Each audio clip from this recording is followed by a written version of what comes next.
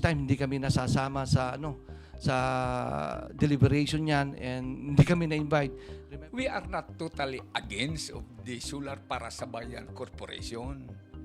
But what we are trying to say, na sana dumaan ito ng due process at saka napabigyan ang mga players to participate on this bill.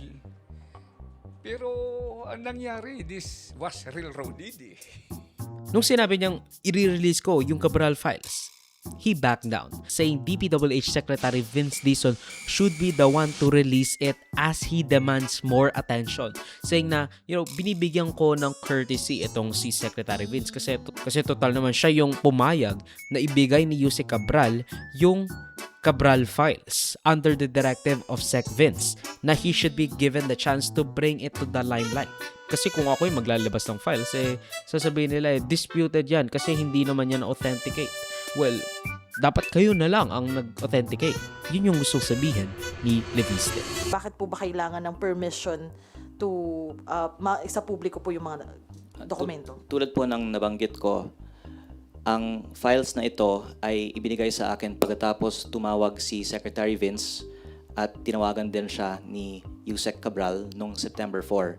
At unang-una, normally pag may tao na magbigay sa iyo ng files, courtesy lang na bago isapubliko ito, ibigay sa kanya ang pagkakataon na siya ang sa publiko nito. Lalong-lalo na po dahil maganda kung ang DPWH ang magpaliwanag at magbigay ng konteksto at kumpletong datos sa mga files na ito. At dumadaan din naman po tayo sa proseso, kaya ako po ay nagpapasalamat muli kay Congressman Arce at sa lahat ng mga co-authors nitong resolution dahil I think it's time na buksan ng Kongreso ang investigation into the files of the DPWH Planning Services Office. Noong sabi naman ni Secretary Vince Dizon, hindi niya pa raw nakikita itong file na itong sinasabi ni Leandro. So, paano ko ma-authenticate yan? Actually, may sinabi pa nga si Secretary Vince Dizon na at the very least confirms na merong file talaga si Leviste.